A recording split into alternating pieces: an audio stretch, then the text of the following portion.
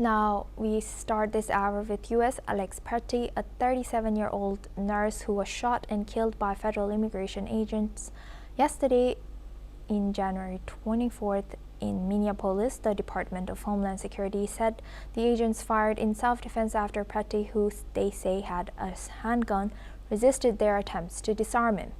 Eyewitnesses, local officials, and the victim's family have challenged that account, pointing out that he had a phone in his hand, not a weapon. This was the second shooting by federal agents in Minneapolis this month. Petty was shot about 1 mile from the spot where an ICE officer killed 37-year-old Renee Good on January 7. Similar to the recent Petty shooting, officials claim that the shooting of Renee was an act of self-defense by federal agents. Homeland Security Secretary Kristi Noem has stated in regard to the shooting that Good had tried to weaponize her vehicle to run over an ICE officer which struck on a snow-lined street before he opened fire. Children have also been targeted in the immigration crackdown in Minneapolis. According to reports this week, a 2-year-old girl and her father were taken by ICE agents. Elvis Jewel Tipan Echeverria and his 2-year-old daughter, Chloe Renata Tipan Villasis, were taken in South Minneapolis in their way home from the grocery store. ICE agents also detained a 5-year-old boy named Liam Conejo Ramos this week. Later, the Department of Homeland Security and other U.S. officials have stated that they had not targeted the child. They stated that the operation was conducted against the child's father, whom the DHS referred to as an illegal alien. Meanwhile, protests have erupted in Minnesota demanding ICE agents to leave the state. Armed and masked agents have clashed with the protesters in the state using tear gas and stun grenades to disperse them from the area. Now for this discussion, we welcome Ambassador Baswati Mukherjee. She's a former Indian ambassador, joins us live from New Delhi. Thank you very much for joining us. Good to see you. Now, looking at this, what's going on that, two accounts of such cases we have seen this month, and do you think there is abuse of power by the ICE agents, and how do you think government should, or the state should balance protecting citizens while enforcing such? Thank you for having me in your show. Thank you. I was just trying to recall, since both United States and India are large federal countries, yes, in a federal state, there is a division of powers between the center and the states. That's true in the United States. It's true in India. In these kind of situations, for instance, involving law and order or illegal immigration, in India, for example, there are clearly set out rules that you have to warn the victim. If you shoot, you don't shoot to kill. You shoot at the feet below, so that the victim had survived but can be captured in case the victim is aggressive or is resisting arrest or is perceived by the law enforcement authority as a danger to the agent's life. In both these cases, whether it was Renee or yesterday's incident, it would appear that there is I don't know the facts, so I can't call it a deliberate misunderstanding, but there would appear to be a serious misunderstanding between the person who was supposed to be apprehended as an illegal immigrant and what he or she was carrying, or which could be perceived to be a threat. In Renee's case, she was not carrying anything. It was alleged that she was trying to run them over. In this particular case, he was apparently not carrying a weapon, but the agent thought that he was carrying a weapon.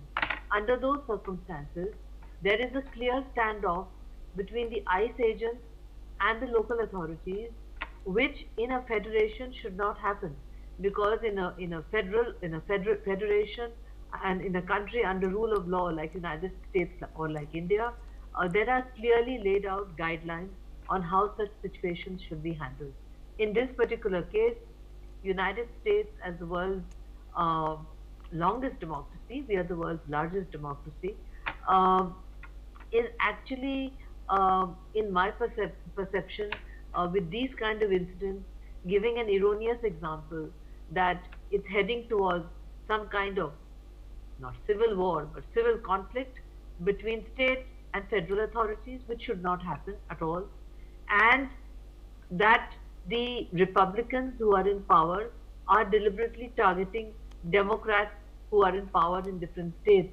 Uh, Perhaps that's exaggerated, but if you look at the breakup of where the ICE agents are going, they are going into places run by Democrats.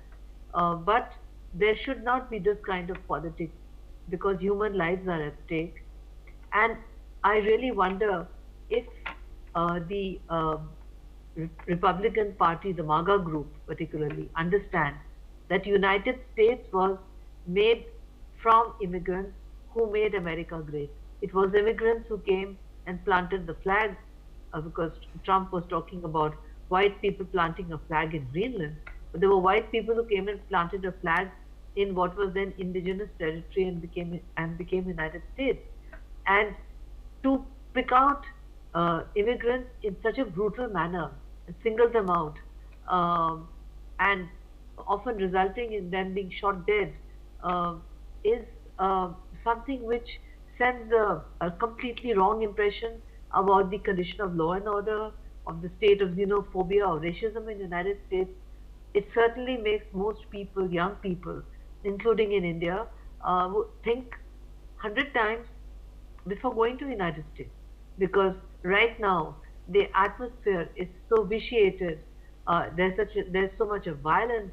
There's so much of hatred against non-white people, against non-white, because Trump says he wants the United States to be a white and Christian country. Uh, there is a completely distorted perception now of what America means to the rest of the world.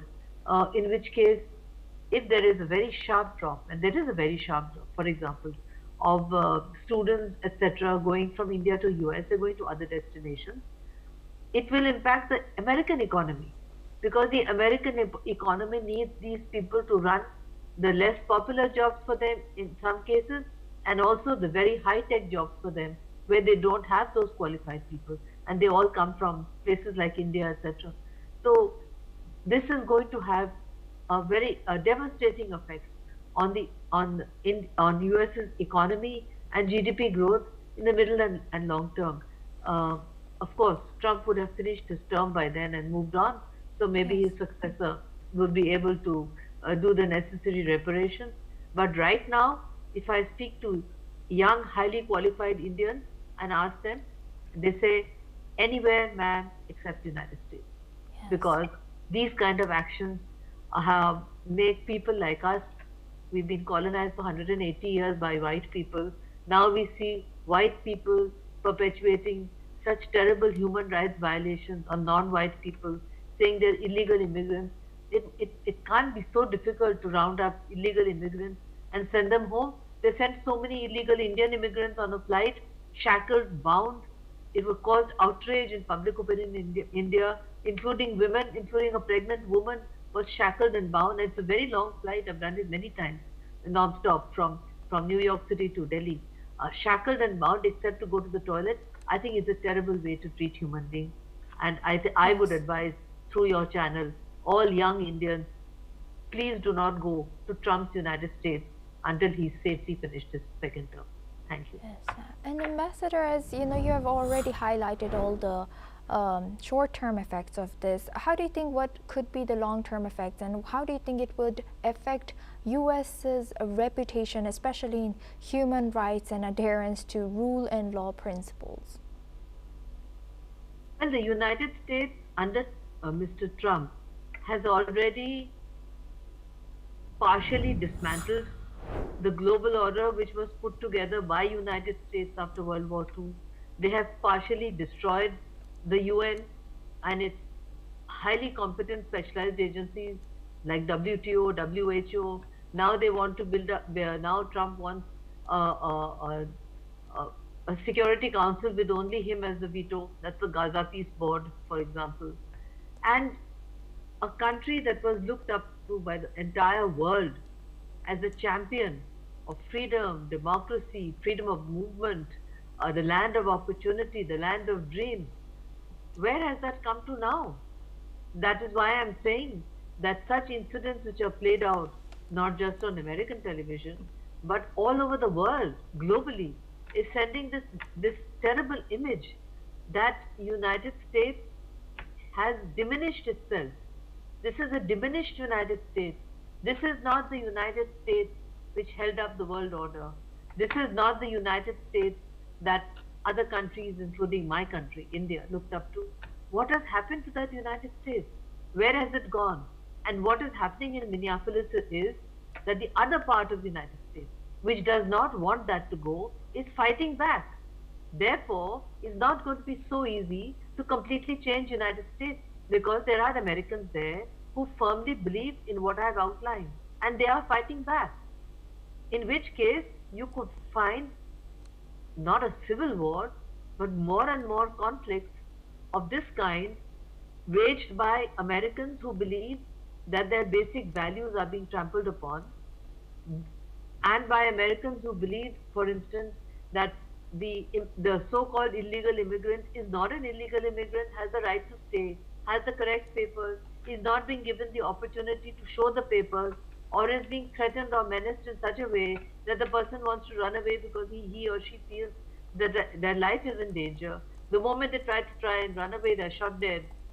I mean, I ask myself, what would they do then in a situation like we had in 1971 when 10 million East Pakistanis crossed the border and stayed in West Bengal for 1.5 years until Bangladesh was liberated? What did we do? We took no help. We gave them shelter, food. 10 million people in a very poor country it was, 1971, India. We allowed them in and then they went back. This is not the Yes. way to treat people. These are human beings, and it was the Yes. United States whose um, First Lady, Mrs. Roosevelt, is the person who painstakingly set up the preamble of the UNESCO Charter, which says that because wars begin in the minds of men, it's Yes. in the minds of men that the defenses of peace have to be created. That's Thank you the very much. United States that I have respect for. I hope that United States comes back soon because otherwise I'm not going anywhere near it. Asuma. Right. Thank you for highlighting that.